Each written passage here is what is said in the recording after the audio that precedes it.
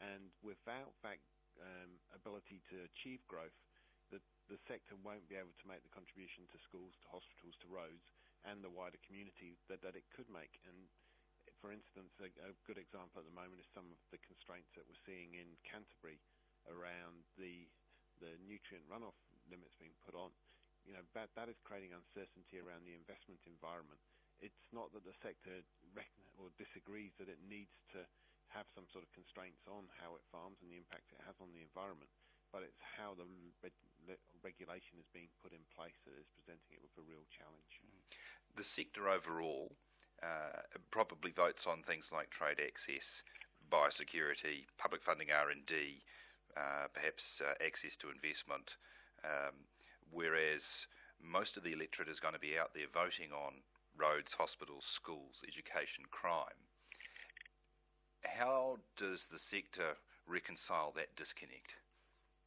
And that to me is a significant challenge, and it is being recognised more and more by industry leaders that the contribution the primary sector makes to the economy in terms of 70% of our traded exports, a significant percentage of GDP, is not being recognised by the wider community, particularly the urban community, who have concerns around the lifestyle they lead.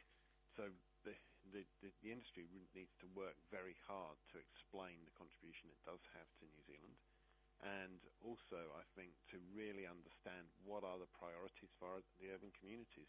There's a very strong view that they want our water quality to be better than it is at the moment, but they need to understand that there is a trade-off between productivity and therefore lifestyle and water quality, and we're not having those debates at that sort of level at the moment. They're very shallow conversations. We are seeing what I would say is an unprecedented level of media interest in agribusiness. It's not all bad news. There are plenty of stories about water quality. There are also stories about the real risk around biosecurity incursions in our front page news. There's a lot of reporting about the dairy payout, for example.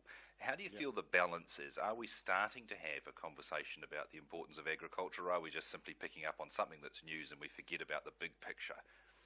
I think when you look at when agriculture does feature in the mainstream media, it tends to have a negative tinge to it. So the stories around animal welfare focus very much on where somebody's failed in that area. The stories around the dairy payout focus very much on how much farmers are getting or how much farmers are not receiving, and it's about money rather than about the wider contribution that money makes to the economy. So I think the onus actually falls very much on the industry to ensure that it's looking at how it engages with the wider community and not relying on the mainstream media to tell its stories, but looking at what are the channels that people engage with these days. If you look at the fishing industry, it's become remarkably more popular and a much more trendy industry as a result of some of the shows on Discovery Channel. So it's thinking about things through different lenses.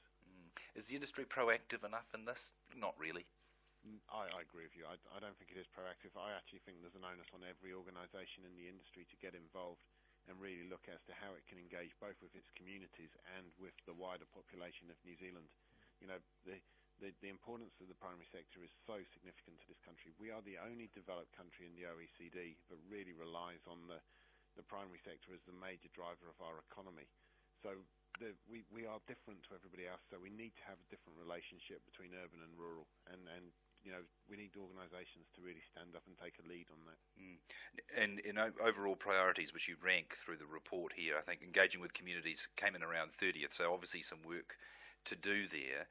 Number one, not surprisingly, same as the Minister Guy's, biosecurity. And we get food safety, trade agreements, water, particularly around storage there, giving the right signals. This is from leadership, giving signals out to farmers about what they should produce, and rural broadband matters there too.